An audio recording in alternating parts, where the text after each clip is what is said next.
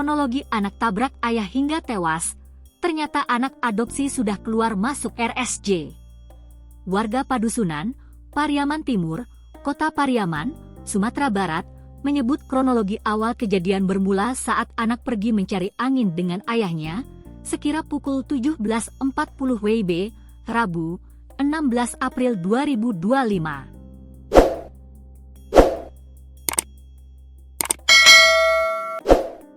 Warga setempat yang menjadi saksi mata kejadian, Fajri Faisal mengatakan, keduanya mencari angin hingga sampai ke lokasi kejadian.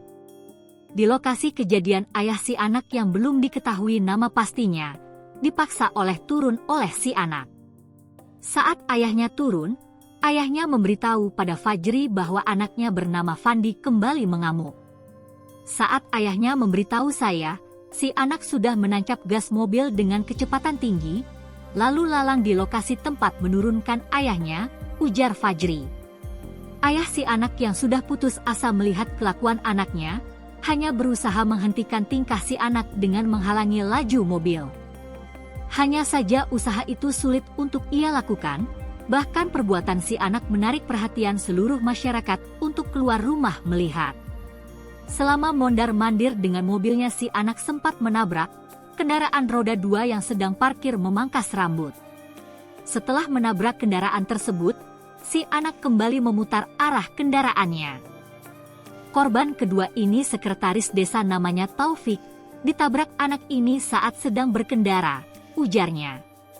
Setelah menabrak sekretaris desa tersebut, si anak kembali memutar kendaraannya dan melaju dengan kecepatan tinggi.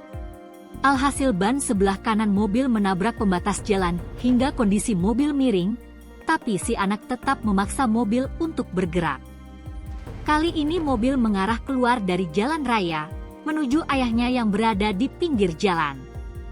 Si anak langsung menabrak ayah dengan bagian depan mobil hingga terdorong jatuh. Saat ayahnya sudah jatuh, anaknya terus menatap gas dan melindas ayahnya dengan ban bagian depan dan belakang, ujarnya. Tindakan si anak membuat ayahnya langsung tidak sadarkan diri di lokasi. Saat dilarikan ke RSUD Sadikin, ayahnya sudah dinyatakan meninggal dunia.